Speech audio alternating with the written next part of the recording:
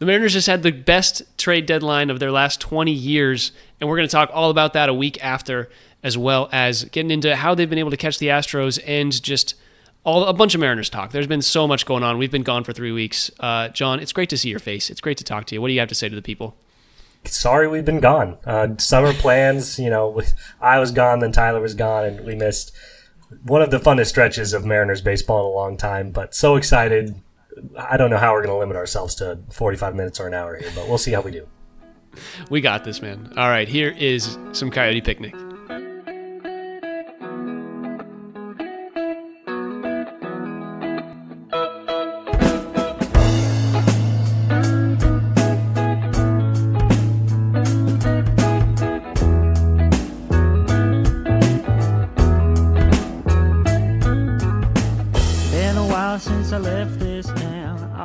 Okay, John, first and foremost, I think we just have to talk about the state of the Mariners right now while we're talking about them, just how they've been doing.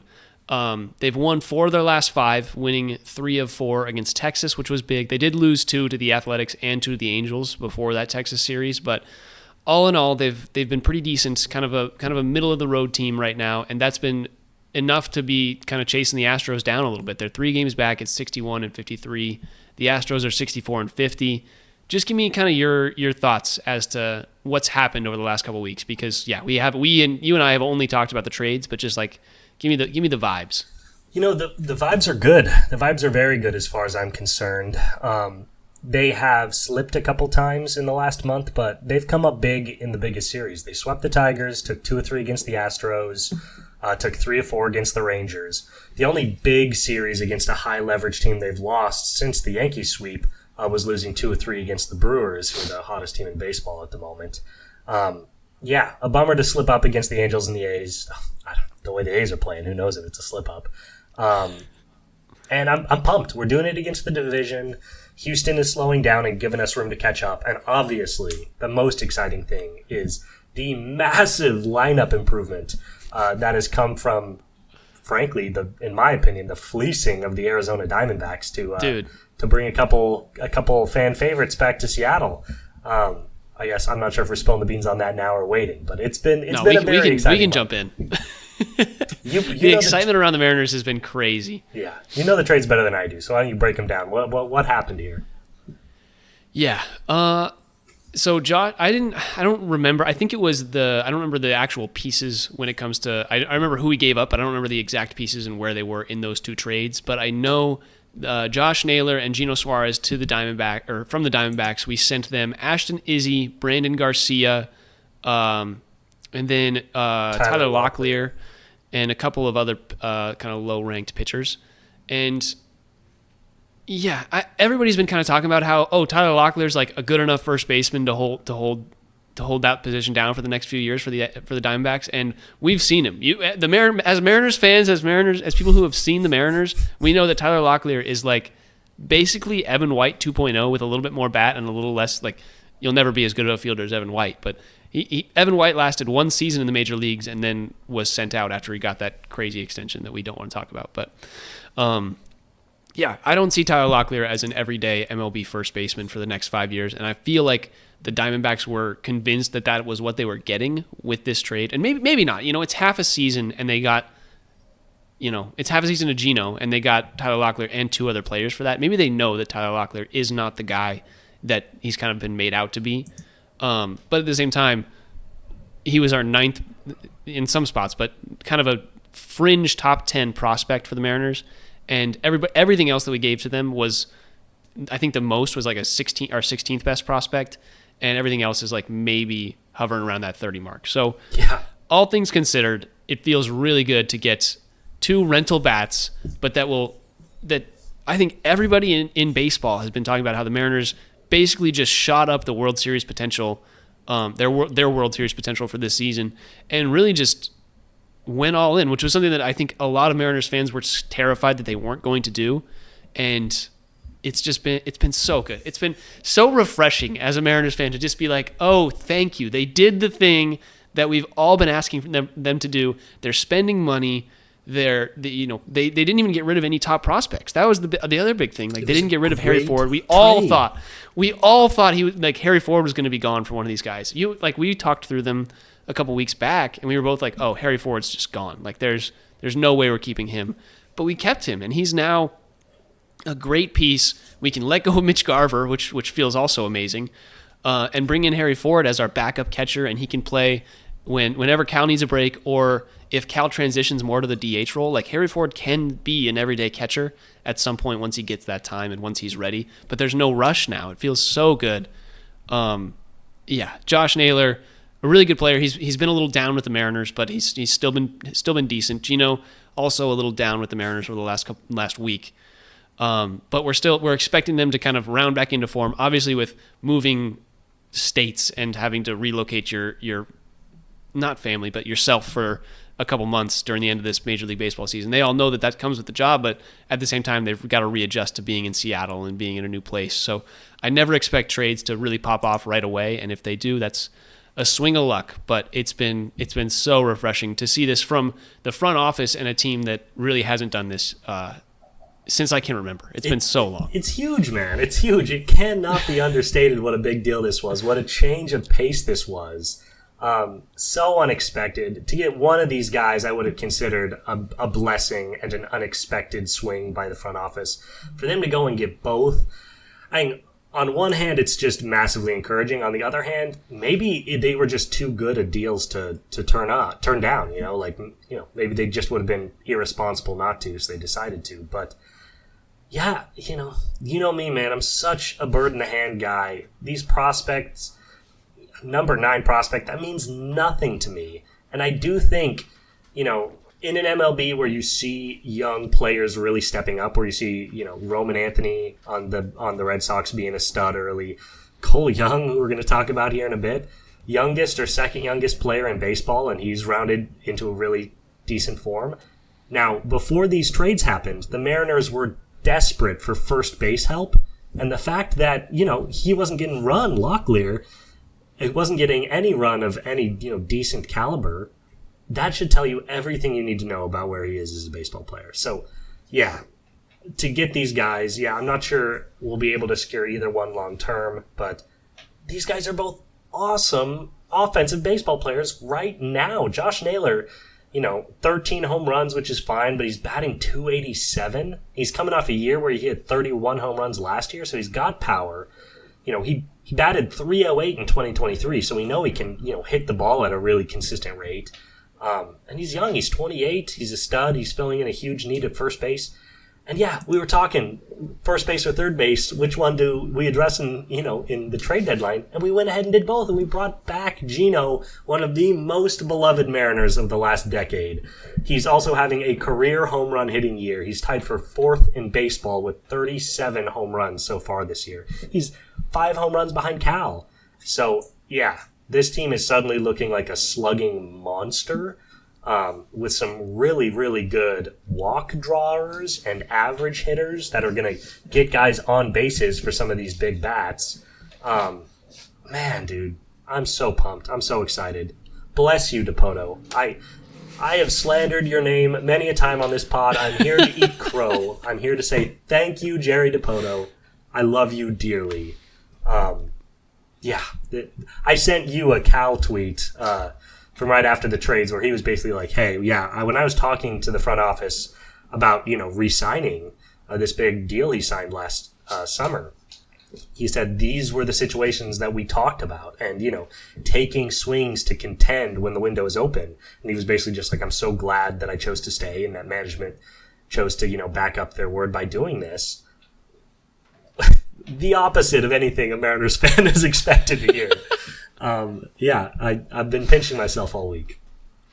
Yeah, I think a couple of years ago, I don't remember exactly when it happened. Maybe it was last year. Maybe it was for 2 straight years. But there was a couple of years where Jerry Dipoto would say, oh, yeah, we have the flexibility and the money to go after a couple of players, sign some, or make these trades and actually acquire guys who are making good money. And then it just kind of came out at the end of the season that just wasn't really the case. And that happened a couple times.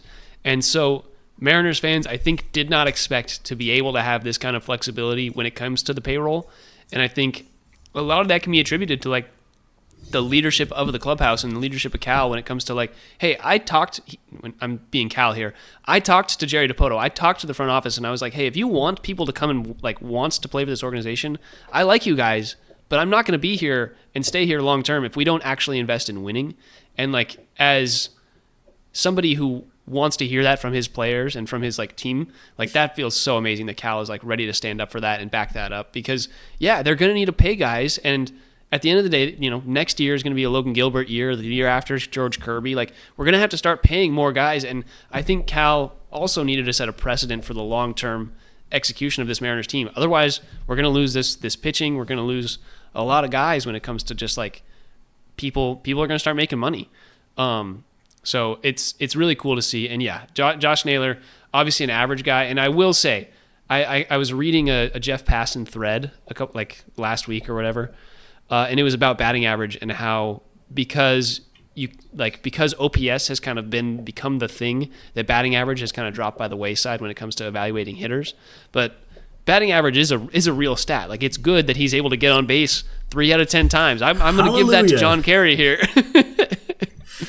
And it's nice to have a guy. He's not going to hit a ton of home runs, but he's going to be here and he's going to get on base, and he slots in so perfectly at like the 6 hitter. Josh Naylor is our 6 hitter right now. Jorge Polanco just moved from the 5 spot to the 7. J.P. Crawford just went from leadoff to batting 8 because now we can bat Julio in leadoff. Cole Young is our 9 hitter. Well, again, we'll talk about him here in a bit, but it's just like the lineup just got so long. It feels so good. Yeah, I love these trades. Do you want to talk Caleb Ferguson real quick? Yeah, absolutely. Yeah, so Caleb Ferguson we got in the Pirates trade, and he's just a really solid bullpen arm. And right, it comes after Trent Thornton. I believe it's confirmed that he tore his Achilles. I'm not 100% sure, but I believe that he is out for the remainder of the season, and we're not going to see Trent Thornton again, which is tough. We all kind of came around on him early in the season. He was a little worse for wear when it came to his usage, but Trent Thornton was a good outing. Tough to lose a reliever. We definitely, I think, to get kind of the perfect trade deadline, we would have needed to get another one, and this just proves how fickle relievers are when it comes to, you can lose one and it feels so bad, even if it's not your best one.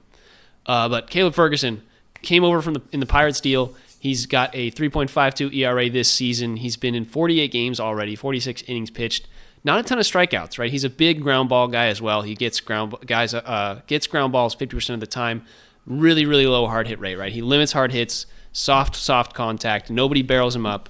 Doesn't really strike out a ton of guys. Got a 19% strikeout ratio or strikeout percentage. And just, yeah, nobody hits the ball hard. You see his average exit velos in the 100th percentile. He's got an 83.8 average exit velocity, which is really, really good for a reliever. He's just a soft contact king, which we'll talk later as well about some other guys that the Mariners have gone for. But this is the kind of dude that the Mariners have been looking to use in their bullpen spots. And he's basically just an extension of what the Mariners have been doing for the last couple seasons when it comes to guys who don't strike out a ton of people, but they get the job done, like a Trent Thornton, those kind of guys. This is just a better version of that. So it's cool to see the Mariners kind of do what they've been doing when it comes to Caleb Ferguson. Totally. Yeah, he was a huge addition, especially losing Thornton, which is just going to suck. It was the sour grape on an otherwise unbelievable week to lose him in that Rangers game right after securing Naylor and Suarez. So that's disappointing, and it does, it is now even more firmly clear what the limiting factor of this team is going to be, and it's going to be their bullpen arms. We're going to need a lot of innings from our stud starters. If Miller can come back, I saw a report that both Robles and Miller are potentially, creeping towards a return, and, getting Miller back, I think, would help just to potentially get some deeper run from some of these other starters and save some bullpen arms. But that's going to be the weak spot for this team, and so it was very serendipitous that we were able to secure Ferguson before we even lost Thornton. It was a well-timed move. Again, one more would have been perfect, but I'll settle for great. I'll take great, and that is certainly what it's been. I just one last note on the lineup. We'll talk more about individual players, but you said it, and I don't think it can be overstated. Turning the just, gross, inning-killing, horrible, 7 through 9 spots that were, some of these guys that were in there, rest in peace, Dylan Moore, into, being able to move JP down to the 8 spot and having Cole Young at 9. And now it just goes round and round, baby. Like, I don't know when you should be excited that your pitcher has gotten through these batters, because, all of these guys have been, studs kind of leading the team at one time or another, except for obviously our new acquisitions. So I think our lineup is looking so dangerous, and it might be the deepest hitting lineup in baseball. I'd love to hear somebody refute that with some evidence, but I just think the value you get 1 through 9 with this collection of guys is just massive, and all the different ways that they succeed. I mean, the slugging you're going to get from Julio, Arozarena, Suarez, and Cal. And then the on-base mastery you get from guys like JP and Naylor and Polanco. There's a lot of really good stuff. So, sorry. That's a rant. It has nothing to do with Caleb Ferguson. I just wasn't quite done. No, and I wasn't even done. I was thinking about it. The lineup lengthening, even when it comes to our bench, is so nice, right? Instead of having Miles Mastroboni, Dylan Moore, and Donovan Solano, now you're pretty soon here going to have some combination of Victor Robles or Luke Raley or Dominic Canzone, who are 3 just like way steps up. You've just like modifying that into those guys and those being your bench guys, along with lengthening the bullpen with Caleb Ferguson addition, Bryce Miller coming back.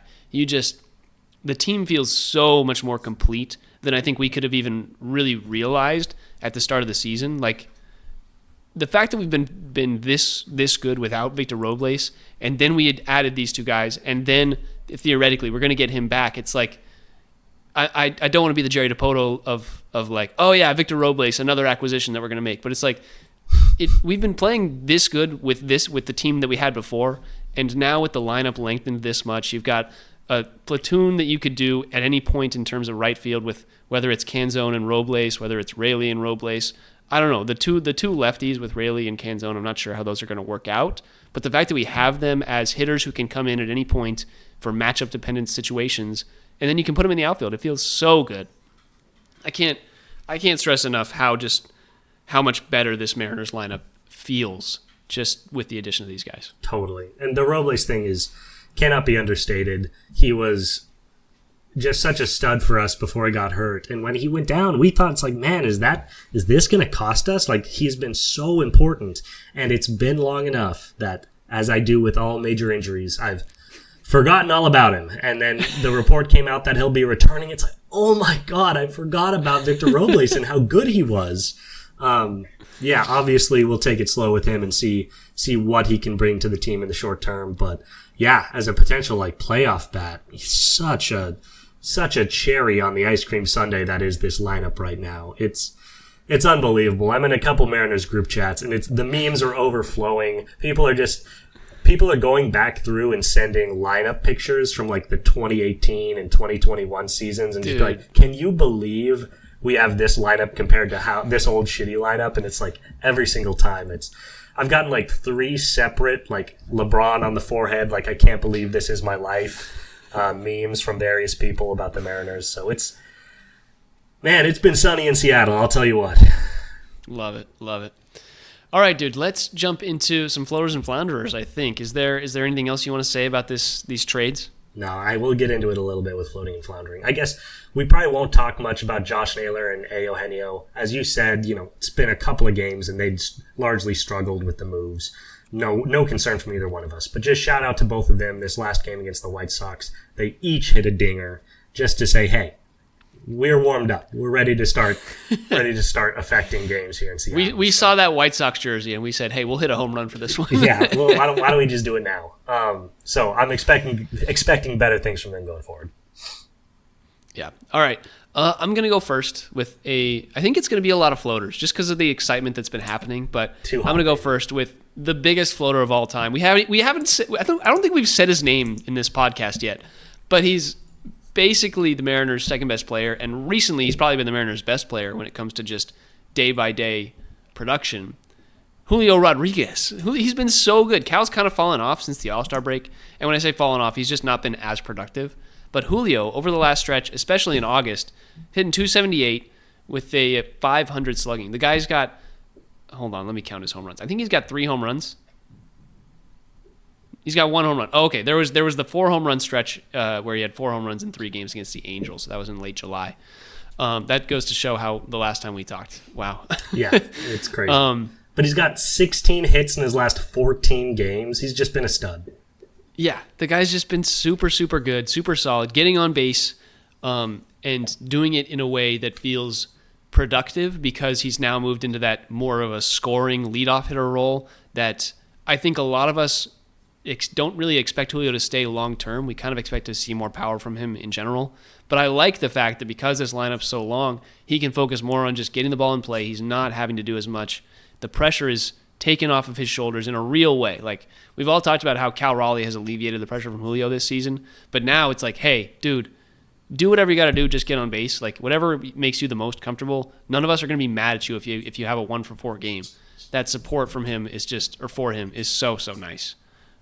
So really, really excited for Julio. His OPS has climbed all the way up to 743, which I've just been very happy with. The guy's had a really, really good stretch. And I think it can't go unstated how good it is. Yeah, it's been awesome. Only up to 254 on the season. He had a kind of a down stretch at the start of July, but since then he's been nails, man. He's been really, really big. It's great to see him. Yeah, Cal went down and he stepped up. At some point, Cal will start hitting dingers again at his usual rate, but until then, we're happy to see some production from other guys. And yeah, obviously Julio. Never thought we'd have to give him his crown back, but he's been awesome. I'm going to go with a guy we've talked about quite a bit before. To be honest, I think we've floated him the last 3 times we've talked because he continues to float, and I'm going to continue floating him until he does something different, and that is Italy's favorite child, Dominic Canzone. He's just been a monster. He's hitting 296 on the year. He's 364 in the month of August after hitting 304 in July. Yeah, it's been great. It's 4 hits in 4 games so far in August, including a home run. I just don't know what to say about him. He's just continued to do it. We talked, and I told you after his really hot June, that was fun, but don't get used to that. And if anything, he's only gotten better. So at some point, I'm assuming his production's going to fall off. I don't think he's going to hit 300 on the year, but you know what I'm not going to do is complain. You want to know what's crazy? His 304, 360, 420 batting average line, or that line, is an actual reduction in production in July. Those numbers, he had a 780 OPS in the month of July, and that was down from his 900 OPS in June. The guy's basically been an 850 OPS guy for the entire time he's been called up since basically late June. He's been so good. I think the first thing I said, because you floated him 2 months ago at this point, I feel like that was we weren't podding for a little bit there, but you floated him for the first time, and I was like, man, he's kind of a Dylan Moore type. He's going to get solved. He's going to struggle. But I really think what they've done, the Mariners for Dominic Canzone, is they were last year they really wanted him to focus on walking more, just because of his approach. He wasn't walking enough, and so they really wanted him to just be patient, and that ended up with a huge strikeout percentage. Right, he was striking out over 28% of the time last season. Granted, he was walking 9.6% of the time, as that was more than double his walk percentage from the year before, but it also increased his strikeout percentage 11 points. So I think this season they've been okay, now combine these. His strikeout percentage, you can see it is now 21.4. He's walking 7.1% of the time, which is not 9.6, but it's not 4.4. And so I think he's put kind of the two together at a really, really good time. It's working, right? His expected batting average, his expected slugging, all those things are lining up to what he's producing. It's not luck. He's just been really good.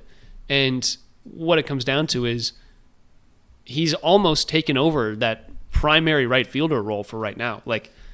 If Victor Robles comes back, do you even play Victor Robles over him? Especially if he's doing this, he's not really split related in any way. He's doing this against lefties and righties. Not as much, right? His left-handed split is not as good, but he's still doing okay.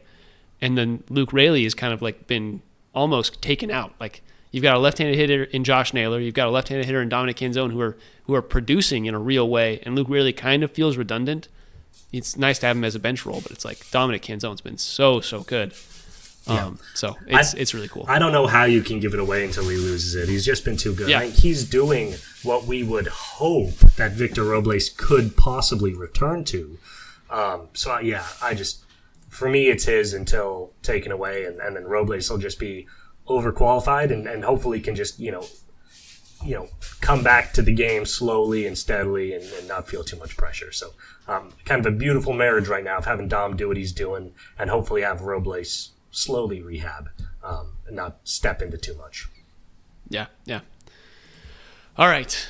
My second, I'm just gonna take it. My second floater is a guy that we have not talked about once this season. I think we had to talk about him eventually, and now feels like the right time. I've been wondering why he's been so relevant for this Mariners team this entire season, and then I went and looked at his Baseball Savant page. I looked at his stats, and I was like, wow, this guy's actually a lot better than I think he's been given credit for, and that is going to be Carlos Vargas. I think a lot of us throughout the course of the season are like, hey, why is this dude thrown almost 50 innings for this Mariners team? Why is he closing some games? What is going on with Carlos Vargas? Why do the Mariners trust this guy this much? He's got a strikeout percentage of 16.1. That is 10th percentile in the league. He's not striking anybody out. He doesn't generate whiffs. He's got the 6th percentile in whiff percentage. Like, what has made this guy so valuable? And it is that nobody hits the ball hard against him. He's got he throws his sinker 59% of the time. It's literally just a two-seam fastball that just tails a little bit, but because of the amount of run that it gets, it just produces so much weak contact. His barrel percentage is the 93rd percentile. His hard hit percentage is the 90th percentile. His fastball velocity is actually pretty good, which is why he's able to get that weak contact. Everybody's laid against him. He's got reverse splits, too. He works really well against lefties, which allows them to have kind of a lefty specialist in a way that we're not worried about as much. But he produces ground balls at a 52.9% clip. Like, this guy is so productive. And yeah, his ERA is, I think, like 3.6-ish. But that's really good for a reliever. That's really solid. And the fact that he's got 37 strikeouts, he's pitched 53.2 innings this season, a whip of 1.38. Yeah, he's walking some people. Yeah, he gives up some runs. But, like, in general, he's doing exactly what you need from, like, your 7th inning reliever. And that is really what's awesome about Carlos Vargas. Yeah. Gotta just say, 6'4", 210, 25 years old. Just love looking at this kid out on the mound. He's got just a great... He's got the flow. He's got the flow. Yeah. He looks like a Hispanic Randy Johnson. It's amazing. He's lanky. He's great out there. I think what I've noticed most, you hit the nail on the head about what he does well. He rips a fastball and people just don't make great contact against him. I love how elevated everything he throws to is. If you look at his pitch profile, he's really a sinker, slider, cutter guy. And all 3 of those pitches sit at an average of probably 6 to 12 inches above the middle of the strike zone. So he just peppers the top of the strike zone in its various areas. But he just doesn't get balls low. So he's just really hard to generate, extra power on. He's really hard to, get extra base hits against. Even if you line it up and crank one, it's a high in the zone flat shot that's, potentially gonna get caught by the third baseman, or maybe you get a single off of it. But yeah, he's done just a great job of avoiding extra base hits and home runs on the season. Love his control at the top of the zone. And yeah, love seeing a 98 mile per hour sinker is always fun to watch. So he's been awesome. Yeah, and he's been getting a lot of run, and we're going to need him for sure. So hats off to you, Carlos. Hopefully he can really earn his spot. Yeah, all right. It's all you. Last floater flounder. Probably the floatiest of the floaters that we've had so far. Everybody's favorite young blood in Seattle. He's had an up and down season, to be sure. But Cole Young, hitting 250 on the year, 22 years old. This little baby out here. Just got his second walk-off of the season. Was that game 1 against the Rangers that he got that? I believe so. Yeah. But he's been really good. He's got 5 hits in his last 5 games. Had a nice 2-hit game against the White Sox the other day. 300 in the month of August. I was only hitting 230 in July, but he was really picking it up near the tail end of July. And, he'll still have his down stretches for sure. But I think we all just kind of love what we've been seeing out of Cole Young. He's kind of a dog. He shows up in big moments. And, yeah, for a 22-year-old kid with this much run, he's had 175 plate appearances, and he's still hitting 250 on the year. I find that very encouraging. Yeah, I mean, when you look at his numbers, you're like, oh, this guy's got a 675 OPS, 250, 322, 353, like nothing to really write home about. But then you look at where he was a month ago, right? At the beginning of July, his OPS was 541. He was in 230, 271, 270. That's climbed up over 130 points, right? That's really solid adjustments being made by Cole Young over the last month.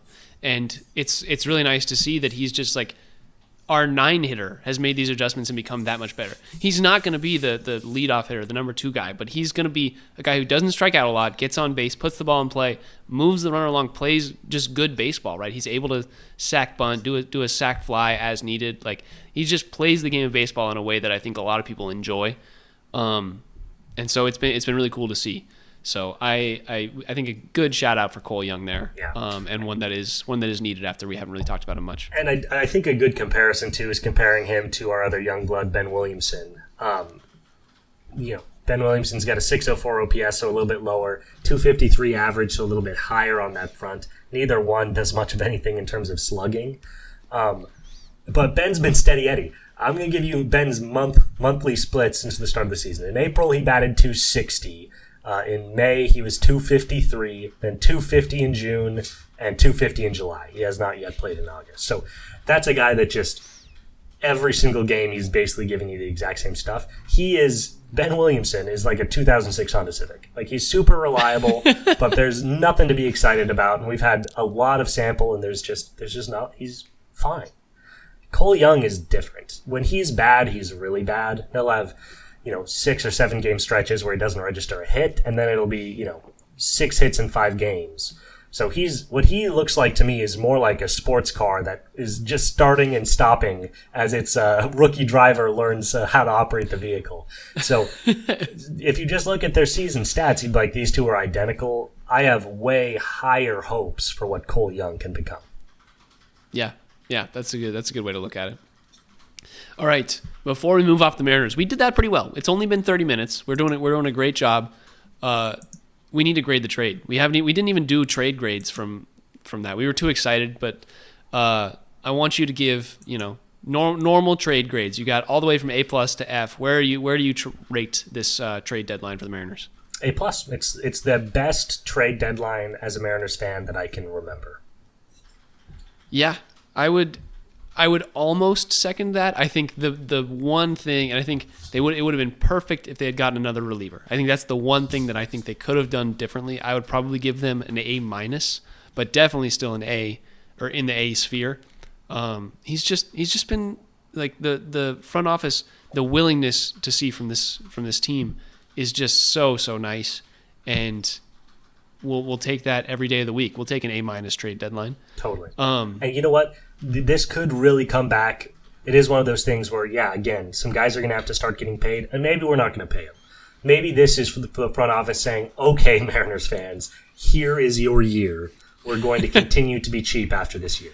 That's a very real possibility. But you know what? If that's the case, thanks for the year, man. It's just nice every once in a while when the stars align and you have a great team with a couple of holes and you can cheaply fill those holes. Just friggin' do it and give us the year. So thank you, front office, for the year. Hey, whoa! Don't be thanking our guy John Stanton yet. Like, he's got to spend. You never say thank you for 1 year, man. You got to keep going. And what I will say is, I think if this kind of trend continues, I think Mariners fans and the Seattle Mariners organization as a whole will just generate much more money than I think the Mariners front office even thinks that they will. Like, we've seen it before. We've seen people really get out for this team, and the fact that everybody's been all in. Like, I don't live in Seattle, but I feel like Mariners fans and Mariners fandom has just like really upped the ante when it comes to like, oh, the Mariners went all in. We can get behind this team now. We can like root for this. And on another note, if Jerry Dipoto didn't go all in and they missed the playoffs or didn't do anything really this season. Like Jerry DiPoto was getting fired. Good. So he had to do this. And I think it really, really worked out well for just like the city of Seattle when it comes to the Mariners fandom. Yeah. And hopefully this can continue and show that the Mariners fans will keep showing up, and that will allow us to generate, put more money into this team. So that's what I'm hoping happens over the next year. That's a great point, and that's very real. It can't be denied. After those trades happens, we had that, I think it was the third Rangers game where JP hit the walk-off, and I've never seen T-Mobile more jacked than that. It was crazy. The electricity in there was palpable. It was amazing. It felt bigger than a playoff game. So, yeah. Seattle is stepping up, and if Seattle steps up in the way that we should, and I think the way that we will, supporting this team, I do think that will be a really good indicator for continued spending. Take notes, Stanton. It's going to be good. I can't. This next little stretch, too, if the Mariners come into first place and they pass up the Astros here in the next month, I'm so excited for this because at this point, at the rate that they're going, if they pass the Astros, I think no matter what, if at any point the Mariners pass the Astros, they're going to make the playoffs, which is just like a great feeling. Like we're chasing them down. We're obviously going for first in the AL West, but the playoff contention actually feels very, very real and palpable still, which is so nice. Yeah, and Houston's got Yankees, Red Sox, and Detroit in 3 of their next 4 series. I know the Yankees have been slumping, but they're still hypothetically a threatening team. So we will see if they can continue to help us. Down to 2.5 games, baby. 2.5 games. Who would have thought? We were up like 10 at one point, and then I think we were down 8. So it's been one of those seasons, baby. Let's get back up 10. Yeah. All right. With that, I think we did it. Is there anything else you want to talk about with the Mariners before we jump into a few other teams for Seattle? No, that's plenty for me. Okay. Right quick, guys. Seattle sports fans. The Seahawks season starts in a month. We're a month away from the NFL starting. Obviously, preseason games are happening, this weekend, but we're a month away, basically, from San Francisco at Seattle at Lumen Field. Value dogs are coming that week. You know how it's going to be. We are excited. We love the NFL season. Just want to give you the floor if you have anything to say about the Seahawks season. How excited you are. You know me. I'm super pumped. This Seahawks team is just going to be fun too because they're so unknown. The defense is going to be very good, but the offense is so unknown. So I don't really have anything to say about it because I'm still just waiting with an open jaw to see what it's going to look like. But I tell you what, I cannot wait for our first value dogs of the season. I think both of us are ready for the 3rd year breakout. And for us both to make $1 million this year. I feel very good. Dude, junior year success. Everybody knows that's how it works. That's how it works, baby. All right. In other news, Seattle Sounders have not lost a game since our last podcast. The Seattle Sounders have gone 4-0-3. 4 wins, 0 losses, and 3 ties. In the League's Cup, they've won their first two games, and it's just been really good. It's been really good for the Sounders in the recent stretch, and they're up to 4th in the MLS Western Conference, which feels great. LA Galaxy, we love to see them below us. LAFC, we love to see them below us. Just keep climbing, baby. Just keep doing your thing. Yeah, there is quite a jump between us and the 3 spot. We're sitting at 38 points. Minnesota's in 3rd with 44. Them, San Diego, and Vancouver just all clumped there together. But God, yeah, fuck the LA teams. This feels amazing. Galaxy last in the Western Conference. Get effed, Galaxy. This is just fantastic. 5-0-3 since the PSG drubbing. So maybe we just needed to see what the very best looks like to be able to find their form. But defense has been great. We've not allowed many goals during this stretch, and the offense is doing enough to get the job done. Obviously, League Cup competition has been suboptimal, but in the MLS, was that 3 wins and 2 ties over 3 wins and 3 ties over our last 6 MLS outings. So, just a great stretch from Seattle. And maybe we just need to stop paying attention. Maybe good things will happen. Our podcast is the reason that things aren't happening. We have one more thing to talk about that we haven't talked about in a little while, but I'll bring it up in a second here. Next thing, real quick, the Seattle Storm, they have lost their last 3 games. Been a little bit of a rough stretch, but each game they was within 4 points. So, you're playing good teams. You're playing the Lynx, who are 25-5. You're playing the Fever, who I think Caitlin Clark is not playing, but the Fever are still doing pretty well. And the Sparks just got Cameron Brink back. So it's a little bit rough of a stretch, but they're competing, and that's what you like to see from the number 3 team in the Western Conference. It's pretty tight in terms of the Western Conference, at least right now. The difference between Phoenix in the 2 spot and the LA Sparks in the 5 spot in the Western Conference is 4.5 whole games. So there's a lot of games left to be played. I believe they've got, actually not a ton of games. There's 12 games left, I think, 42-game season for the WNBA. So hopefully we can just hold strong and keep doing what we were doing before this little stretch, and we'll be okay. Agreed. Yeah. And this team, luckily, even with the losses, we've held on to third. Like, the rest of the league is far enough behind us in the West that we still have a 1-game lead for third place. The games have been close, and we talked about it before. This team it's fun because they're a Giant Slayer team. Their record isn't amazing, but they play great against the best teams. The Lynx really needed to pull out that victory after the way we drubbed them last time we played them, so we're going to let them have that 4-point win. And they want nothing to do with us. And yeah, the Fever are awesome too. Aaliyah Boston might be the MVP of the WNBA. Nobody's really talking about it. But yeah, 2 great games against 2 great teams. And for me, it's less about stacking up wins. It's about holding on to that playoff position and hoping we can slay some Giants because this team's good at it. Yeah. All right. The one thing that was not in our notes that I just remembered we need to talk about is the Seattle Supersonics. I personally was just catching up on some podcasts about NBA expansion, how that might work, what's been going on with that, and it sounds like it sucks to finish on this note, but we can keep some high hopes at the end here. But it sounds like expansion has kind of fallen by the wayside, whether that is because of NBA ownership groups not wanting to expand, not wanting to take less money, that kind of thing when it comes to the media rights deals.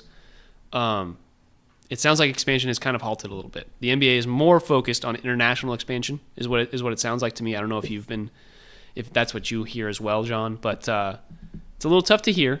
But at the same time, there's also been some talk about some teams getting acquired and relocating when it comes to teams like the Pelicans, maybe teams like the Kings. I don't know. There's some talk about that potentially happening. But expansion has fallen by the wayside a little bit when it comes to what the NBA wants for right now. We'll see if that changes. I feel like it's a year-to-year thing. But any thoughts on that, John? Yeah, 2 things. One, I've heard the exact same things as you. If that is true, then it is still good that Seattle is certainly top of the pecking order for a team if it moves. If the Pelicans do decide to relocate, then Seattle would certainly be the first place that the organization would look before LA or any of these other places. Or, sorry, Vegas. And, yeah, I've been hearing the same things. That's definitely a bummer. I do just want to throw out that I'm not necessarily buying it. It's also very, very classic negotiation tactics for this stuff to be being leaked. Because, if you think about the order of how this happened, it was just like a ball rolling downhill. Oh, expansion in a couple years, expansion in a couple years. Expansion after Boston gets bought, expansion after LA gets bought, expansion after the media rights deal. Now, all those things have happened. And then suddenly, after this ball has been growing and gaining momentum, suddenly it's, no, we don't want expansion. We're going to buy teams in Europe, which is like, okay, yeah, that seems like a stretch. You think adding 2 teams to the NBA is strange, but trying to get international basketball under one umbrella makes sense. So it seems to me like a great negotiating tactic for the leagues and whoever may be thinking about purchasing a team and what that buy-in would look like in terms of media rights and everything like that.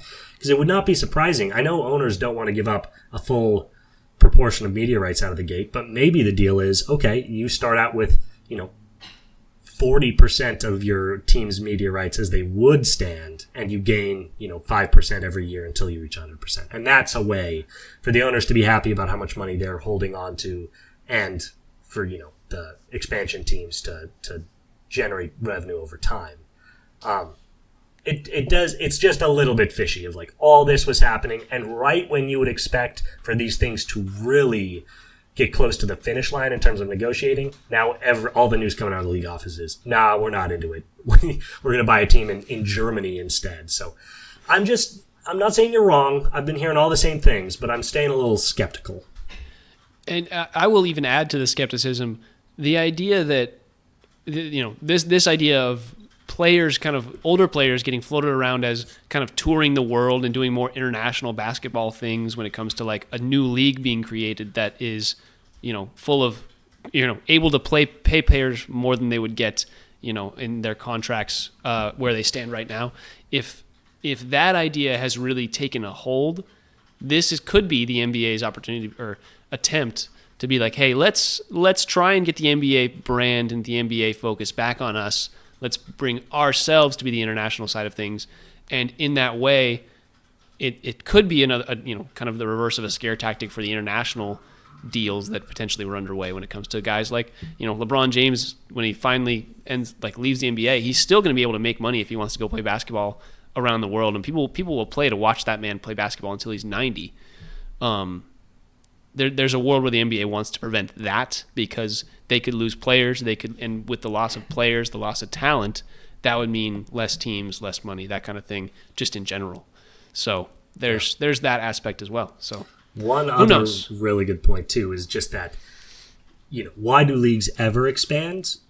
Why does that ever happen? When you think about it, what the league wants, what the NBA wants, is Lakers, Knicks every other year until the end of time. That's what they want. They want the highest markets to be the most dominant because that generates the most revenue because you get the most eyes. That's how that works. They want the Lakers to be good and they want the Knicks to be good. Right now, what happens when you don't expand? The average talent level of players rises, and now every team has 6 or 7 really good players on them. Last year, we got OKC, Indiana in the finals. And that's a direct result of how deep the NBA is right now. Because if you dilute talent so that, not every team is really good and deep, the best players tend to conglomerate in these largest markets. And that's what the NBA wants. If the NBA wants OKC, Indiana, and OKC, Milwaukee for the next decade, then absolutely don't expand. Because all these teams are going to stay stacked, and some of the best players in the league are on these small market teams. If you want the advantage to go back to the big markets, you have to dilute the talent in the league. And expansion is the way to do that. Get me in these meetings, Love baby. It. Dude, we need to hop in. We need to broadcast this message out to the ownership groups. Get Silver on the phone. We'll put him on speaker.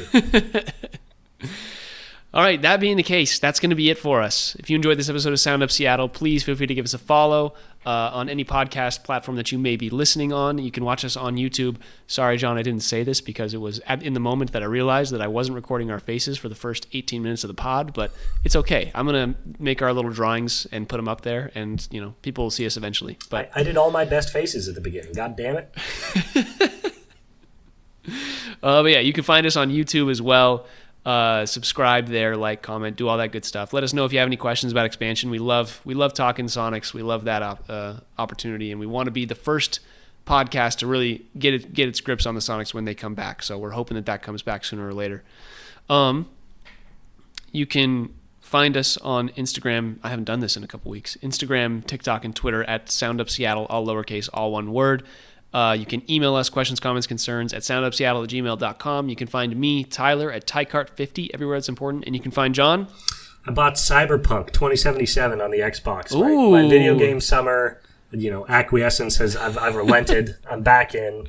I did a good job. I made took a whole month. Yeah, it took a whole month off, but I'm back in a real way. So I'm neglecting my new puppy because I'm just playing Cyberpunk all the time. Love it. All right, with all that being said, let's go Nerds, baby. It has to be a go Nerds. Mother-loving Nerds, baby. Let's go.